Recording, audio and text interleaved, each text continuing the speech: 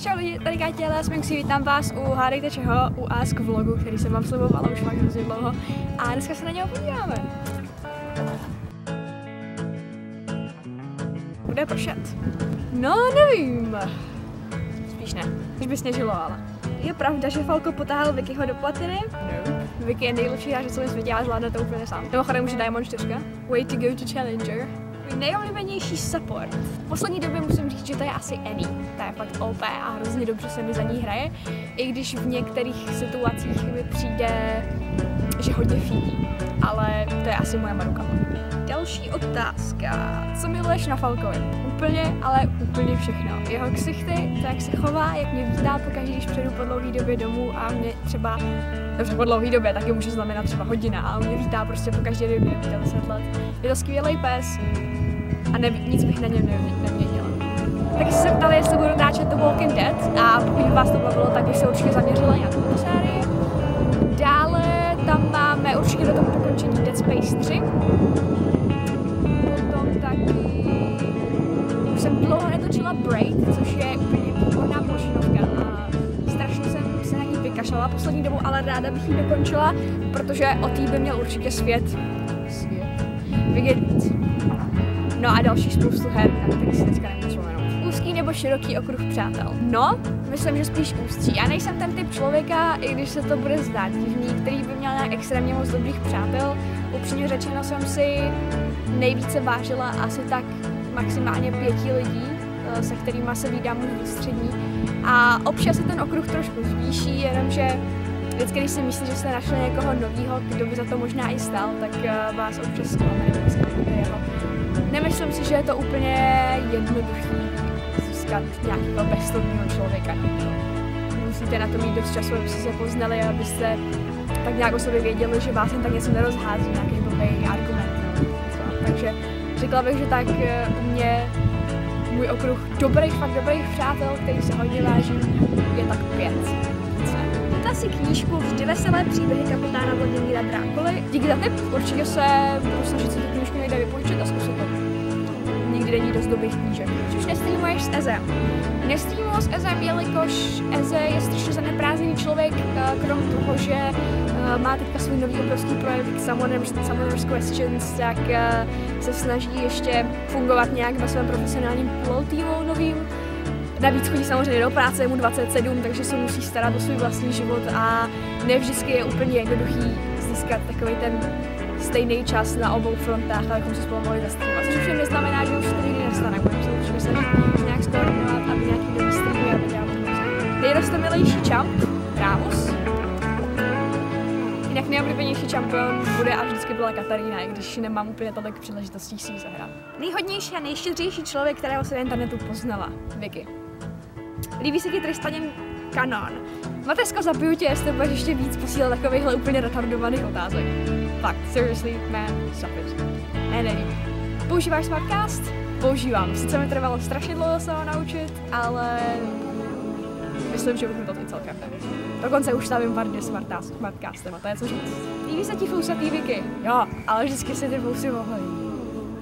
Sledovala jsi někdy nějakou reality show, anebo sleduješ teď? Když jsem byla škvrně, tak jsem sledovala Vyvolené a hrozně jsem fandila Vladkovi a Regíně.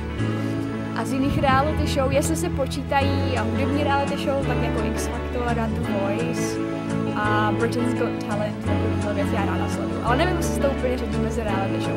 Takže spíše jenom ty jedny Vyvolený a potom už mi to přišlo jako můžu. Máš třeba ve vaně bez prše? Jo, teďka už moc ne, ale bývaly doby, kde fakt jo, a řval na mě vždycky brácha z obýváku, když konečně držím zubák. Býváš hodně v autě teď. A jo, vlastně jo.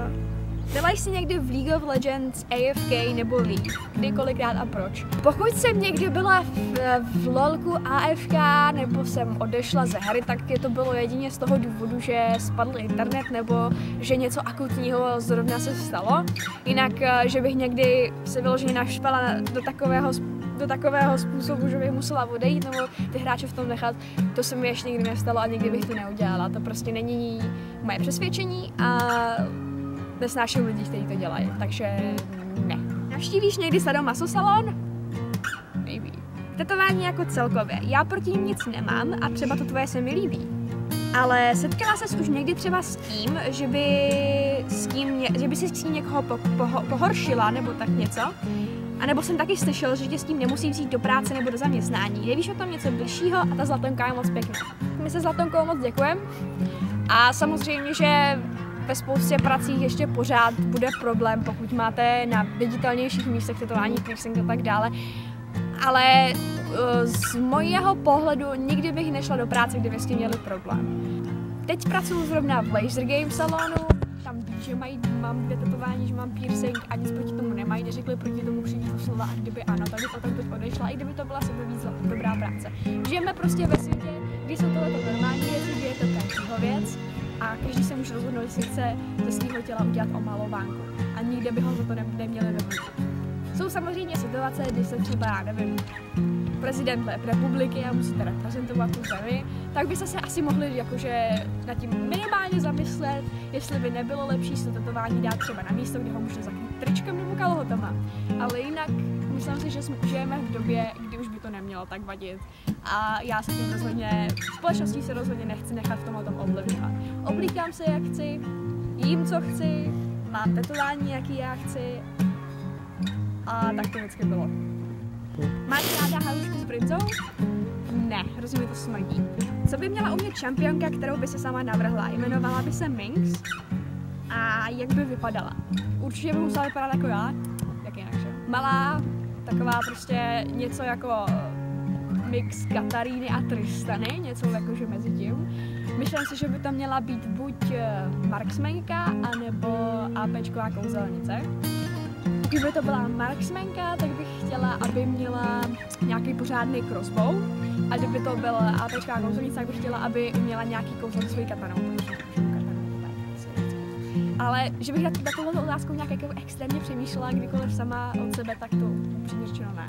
Ale Minx je dobrý jméno, i když tam máte Jinx, že? Takže by to bylo takový trošku vyhraný. Líbí se ti svalnaté ženy? Ne, upřímně řečeno se mi hrozně nelíbí, když má žena sixpack. Jako když o sebe holka stará a má zpevněný tělo, to je hezký, to jako proti tomu nic nemám, ale když je holka, už pomalu vypadá jako kluk, nemá z toho žádný prsa a tak dále, tak to upřímně řečeno moc nemusím. Máš Hearthstone? Ale nehraju. Půjčuju svůj account vždycky svým kamarádům, když ho potřebuji. Mohou už to s Vikem? S Vikem budeme v lednu rok a 4 měsíce. Půlnoru. Co? Půlnoru. Lednu. Lednu. Jako jsi se vlastně dostala k LOLku a tak. LOLka jsem začala hrát se svýma kamarádama z Británie. Měli jsme takový menší klan vždycky, hrála jsme spolu Minecraft, Battlefield a AVPčko a pak jsme prostě najednou přišli na LOLko, protože nás to předtím nebavilo. A už jsem u toho tak nějak zůstala, potkala jsem Vickyho a jeho kámoše a do teďka asi tak do před měsícem mě to i docela bavilo, ale teďka už je to takový lepší. Plánuješ být Silver i 4. sezónu a nevím, jestli vůbec budu ve 4. sezónu hrát, ale určitě bych se snažila se vylepšit na nějakou lepší úroveň. Doufám. Děláš někdy ty guide na supporty? Chci se pořádně naučit od dobrého hráče. Vy jste chtěli guide na supporty? Pokud hledáte nějaký guidy, tak si myslím, že, jak jsme Petr dělá úplně skvělý lolkový videa, ale kdyby se to fakt hodně stále, bych možná něco dala dohromady, ale nevím. Ako se dostala k reloadu. Takže k reloadu to bylo takový docela, byla to hodně trnitá cesta, ale ve zkratce kamarád ze střední a teďka i z vysoký se znal s majitelem reloadu a jednou si o tom povídali, že ten kámoš zná mě a že já dělám let's playe na YouTube a že si myslím, že jsem dobrá. No tak mě ten majitel kontaktoval, podíval se na moje videa a zeptal se mě, jestli bych náhodou nechtěla občas přijít do reloadu, za let's playovat živě pro lidi, kteří tam budou. No já jsem řekla, proč ne? A tak už jsme nějak spolu zůstali, takže streamuju, občas děláme nějakých akcích pro ně a tak dále. Myslím si, že je to úplně skvělá skupina a už se nemůžu dočkat, až se dobře, až tam s vámi uvidím. Tak, to je většina otázek, který jsem chtěla zodpovědět. Doufám, že jsem na žádnou zapomněla, pokud ano, zkušte, když tak se hodí na ask, já tam odpovím. Jinak samozřejmě jsem dostala strašně moc, ale úplně nehorázný množství lichotek na adresu mého tetování, na adresu mě samotné, takže strašně moc děkuju, se strašně úžasně nejskvělejší, bez vás by to nešlo. A doufám, že jsem vám tímhletím videem udělala radost, když je trošičku později, než jsem ho plánovala. Ale chtěla jsem si ho nechat do té doby, než budu mít nový foťák, který teďka mám, mě tím Vicky natáčí, takže by tam mělo být jakási lepší kvalita pro vás a měli by se to víc užít. No a jinak to je všechno. Doufám, že jste si to teda užili a uvidíme se u nějakého dalšího let's play streamu nebo vlogu. Mějte se zatím hezky, Stay tuned for more crazy shit. Čau, čau.